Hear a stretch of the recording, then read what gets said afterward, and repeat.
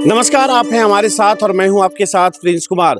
आज इंडिया गठबंधन के तमाम दल के नेता जो हैं मौर्या होटल जो पटना में स्थित है, वहां पे सभी दल के नेता एक साथ मिलकर प्रेस कॉन्फ्रेंस करते हुए नजर आए। उसमें अगर देखा जाए तो कांग्रेस की तरफ से कांग्रेस के राष्ट्रीय अध्यक्ष मल्लिकार्जुन खड़गे खुद भी मौजूद थे। उसके साथ यदि राजद की तरफ से देखें तो राजद के जो राष्ट्रीय प्रवक्ता हैं मनोज झा और उनके उसके साथ साथ वो राज्यसभा सांसद भी हैं राजद के कोटे से। उसके बाद यदि हम बात करें सीपीआई माले से तो दीपांकर भट्टाचार्य भी वहां पे मौजूद थे। उसी बीच सारे नेताओं के बीच एक प्रेस कॉन्फ्रेंस आयोजित की गई, जिसमें मनोज झा जो है बहुत कुछ कहते हुए नजर आए।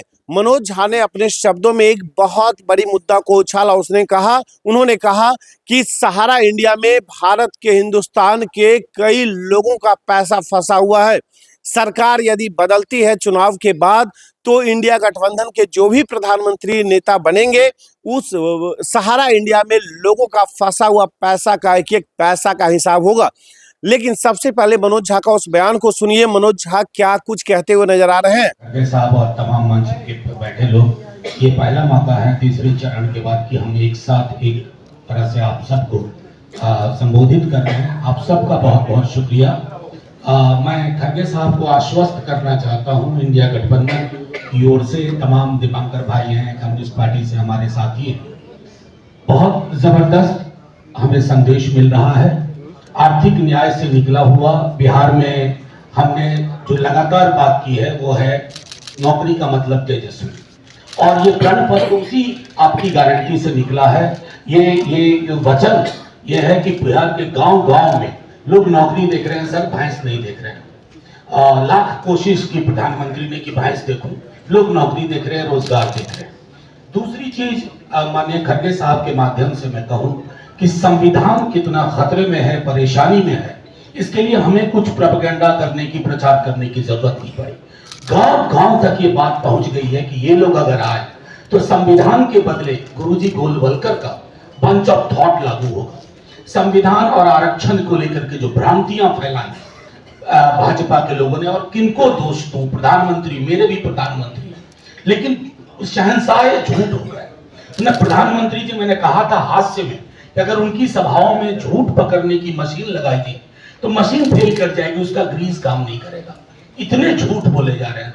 देश के प्रधानमंत्री के पद की गरिमा बरकरार रहे, कोई भी रहे प्रधानमंत्री, अगर वो गरिमा बरकरार नहीं है तो हम सब आहत होते हैं। तो मैं आश्वस्त करता हूं कि बिहार में संविधान, तेजस्वी मतलब नौकरी, और तीसरी चीज जो आपके माध्यम से, आपके निर्देश में, आपके संज्ञान में लाते हुए कॉमरेड दीपांकर से हमारी बात हुई थी। 13 करोड़ जो सहारा निवेशक हैं, जो आहत हैं, जो परेशान हैं, एक एक पाई का हिसाब होगा और किसी को निराश नहीं किया जाएगा।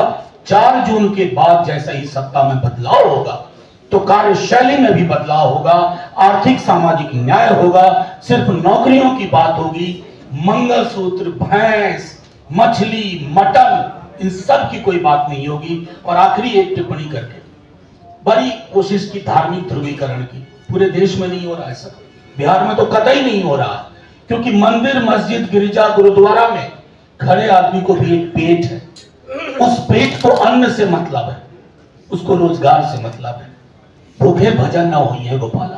प्रधानमंत्री जी इस देश के मर्म को 10 बरस में समझ नहीं पाए।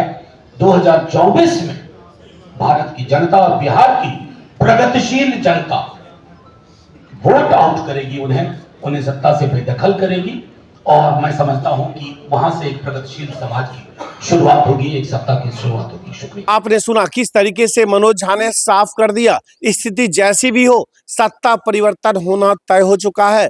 लेकिन सबसे बड़ी बात यह है कि अब देखना बड़ा दिलचस्प होगा कि देश की जनता भरोसा किस गठबंधन के ऊपर जता पाती है, क्योंकि देश में 2 गठबंधन आमने सामने दिखाई दे रही है। एक तरफ INDIA इंडिया गठबंधन, तो वही दूसरी तरफ NDA गठबंधन, दोनों आमने सामने है। अब देखना यह होगा कि हिंदुस्तान की जनता किन पे कितना भरोसा जता पाती है। लेकिन उससे पहले एक और भी बात मनोज झा ने कहा कि प्रधानमंत्री मोदी जो है झूठ की फैक्ट्री हैं। और अगर मशीन की बात करें तो मशीन से भी ज्यादा झूठ बोलने की क्षमता अगर किसी में है तो वो प्रधानमंत्री मोदी में है। लेकिन अब देखना ये होगा कि मनोज झा की बातों से आप कहां तक सहमत हैं, कमेंट करके जरूर बताएं। फिलहाल अभी के लिए इतना ही। आप बने रहें हमारे साथ। मैं हूं आपके साथ प्रिंस कुमार। नमस्कार।